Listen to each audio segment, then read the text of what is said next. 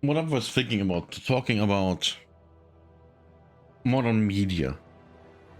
So modern media, like movies, TV shows, streaming shows, and also music is trash. Why is it trash? Because the people that make it are retarded. And a lot of the things that I see, like you have a theme, right? And it's kind of serious and all that stuff. And in modern media, you can't just have a serious thing. You have to make it not be serious, because the people that make it and watch it are retarded. And I mean it literally. For example, when I see shorts of a show with cops, it's always stupid. It's always stupid. It's not actually serious. It all seems to be like, when I see that stuff, I think like, why is that like that? Why is that so stupid? Because when I remember movies and shows from the 90s, when the police was involved in anything, that shit was serious and that was fine. The same goes for, now we get into the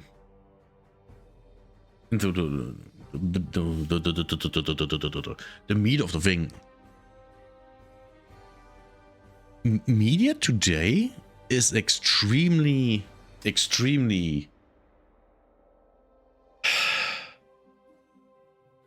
divisive. Even in the media itself, it splits people up into groups and have them, kind of being against each other, which is really bad. And that's a modern thing. So why is that a modern thing? Because that's wanted.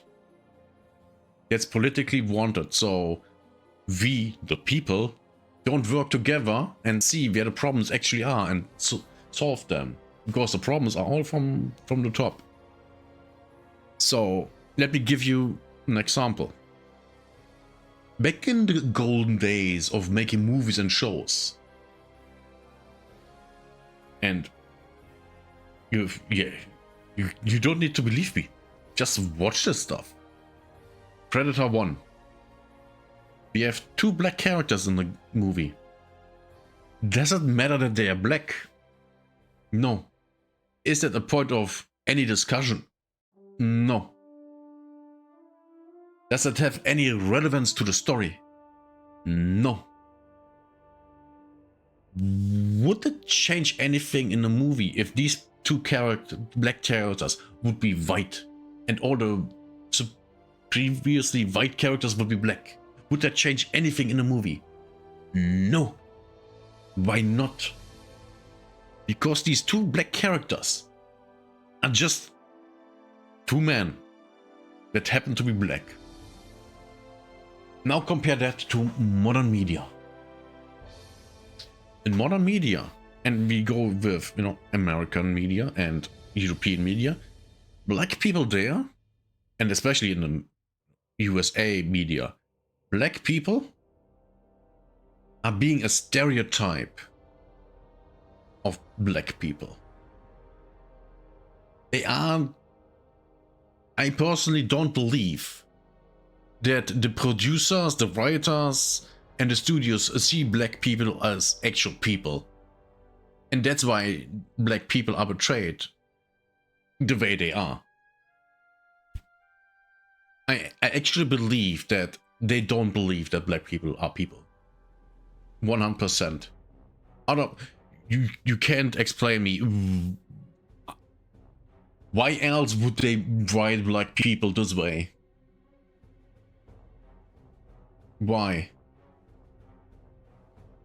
Because back in the day, in the 90s and 80s, and in the at least early 2000s, maybe even the entirety of the 2000s, there was no black versus whites and everyone against everyone. That didn't exist. it didn't all exist. And of course, now I'm talking about, from my experience, how I grew up. And to make that clear, how did I grow up? I'm German, living in Germany, growing up in Germany. My favorite movies, when I remember back, the Godzilla movies. So the cast is basically 99% Japanese. Then Jackie Chan movies. One of my favorite movies of all time, but when I was a kid, a teenager, was Coming to America. I think the cast there is 95% black people. And with black, I mean Afro-American. Loved that. The movie is just good. The first one. The second one is trash. I watched only... I think I didn't even make it 15 minutes into the second Coming to America because it was so modern audience trash. Terminator 1 and 2. I mean, also prime examples of you have people in the movies, and the skin color doesn't matter. You have black people in both movies, and it completely doesn't matter that they are black because they're just people. Next, what? Yeah, my favorite TV dads. They're all black. Bill Crosby from the Crosby Show, and yes, I know. Oh, Bill Crosby. Yeah. Still, he played a great role. The entire family. When I was a kid, yeah, that's the ideal family. That's how I saw that. The ideal family for me was this family of just black people. Then, of course, the Fresh Prince of Bel-Air. Uncle Phil, great dad. So my favorite two dads from TV and movies are black. Are they portrayed as stereotypical black? Of course not. Because they're just people that happen to be black. Is there Afro-American culture in it? Of course there is. But that doesn't really matter because first and foremost, they are people. That's the thing, they are people. They aren't there to be black. They just happen to be black. I mean, sure, the Afro-American culture is part of their identity, but it's not everything they are.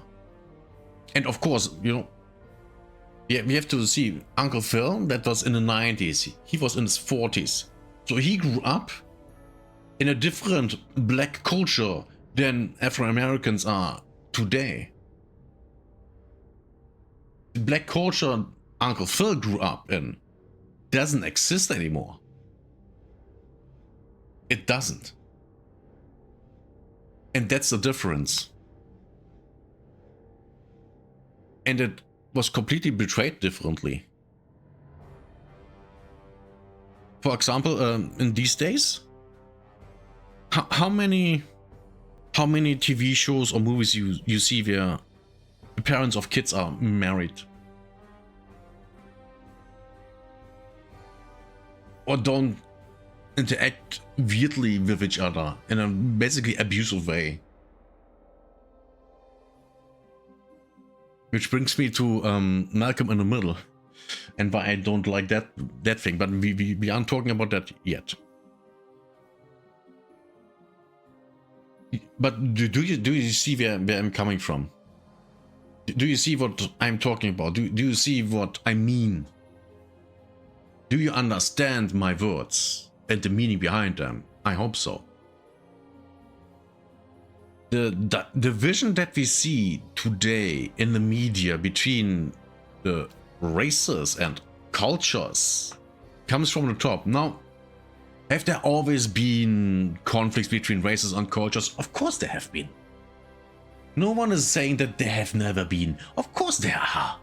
Because cultures have different values. That's the thing. Cultures have different values. So you can't have a country with where people with different cultures live in, because there will always be conflicts. You see what I mean? So you for example, oh no, I don't know. I can say that I will get arrested. Yeah, I can say that, and Italy can't. Not in the country I'm living in. I will not get. Oh, I'm get cancelled. Who gives a fuck? But I will get arrested, so I can say it. But what I can say is, for example, when I was in school, you know, back in the day, we had Germans and Polish kids were the majority, because that was literally when the wall of Berlin fell, and you know the German, the ethnic, mostly German, or how do I say it? The at least partly German ethnic people that lived in Poland came to Germany for, you know, money, because work here was better paid, which isn't surprising. I mean, Poland was communist, so of course they were poor. So a classroom full of Germans, Polish. We had one girl from the Philippines that I think everyone thought was super hot, but that's also because I think she was the only actually dark-skinned kid in the entire school. Literally, a girl from the Philippines. She was small, she was super hot,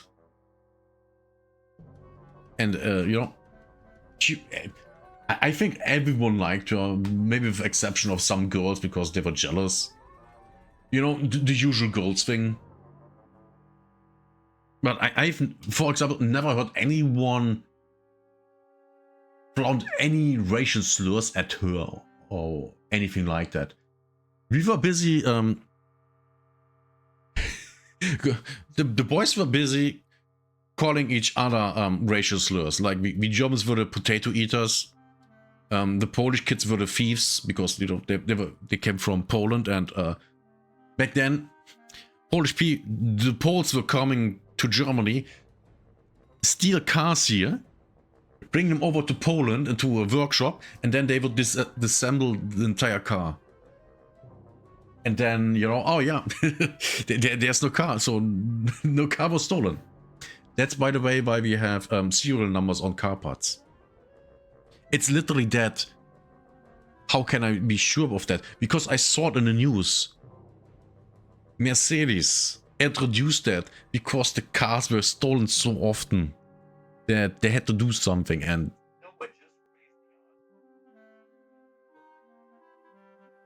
sorry about that. That was my phone. Yeah. So no racial slurs towards the girl, the hot chick from the Philippines. We had some Turks. I think we had one Turkish girl in the class, one Albanian, and that's basically it. But I don't remember any actual racism that was flung around, because that just wasn't a thing. I mean, sure, we called us, you know, just as I said, we called the Polish kids thieves, and Polish kids called us potato eaters, but that's it. Not even the Nazi thing was thrown around. You know, the Polish kids could have said, oh yeah, you are all Nazis, but they didn't, because they knew we aren't.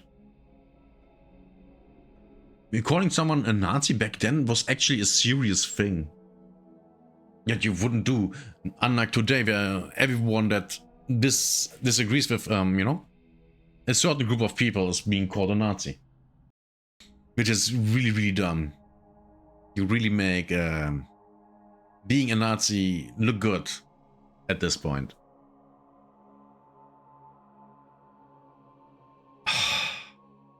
Man, where was it even going? All right. So here in Europe, actually, when it comes to, you know, black people and their culture and all, they were seen very, very favorably back in the day. Very. I've never heard anyone saying anything bad about black people. Ever. Until, you know, we got flooded by them. Now that's, it's a different story. For example, it's not really an example, it's just something that you might need to know to understand where things are coming from. The first actual black person I saw in real life, I saw on a bus when I was 16. 16 years of my life, I went and only knew black people from media. Until I saw one and then was like, oh, okay. That was a surprise. And now they're everywhere. Which can be a problem, cannot be. I mean, let's be honest. If I see a hot black chick, you know, it's a hot black chick. I don't care. An attractive woman is an attractive woman. And oh boy, I can tell you, if you know black woman only from American media, you don't know that black woman can be nice. Because look at American media. Look at how a lot of the majority of black people you see on the internet are from the US. And the woman there, the black woman, well, the Afro-American woman, we literally have at the point where we have to make the differentiation between Afro-Americans and black people that come to America. They're freshly from Africa coming to America. There's a huge difference. And so just imagine you're doing just some shopping. You're just standing in line and you see a group of girls, and the tallest one starts to talk perfect German. And damn, she's so cute. She, just from the sound of her voice, she's so cute that you're like, oh god. And then on top of that, she's almost as tall as you, but she's only 13. Which, man, brings me to the next thing. You know, a woman. why do 5 feet woman want 6 feet man? Man, that's weird. You're a weird woman. You're so weird. You are literally smaller than a 13-year-old. But that's also a thing that, in general, you know, everyone is saying that, oh, German is such a rough and loud and, you know, violent sounding language. But then you hear a cute chick speak German, and it's the cutest thing you have ever seen and heard. That's just a side note. But yeah, I think modern media sucks because it portrays people as being part of a group and not as a person. And I absolutely believe that that's on purpose. And that's also going the same for man and woman.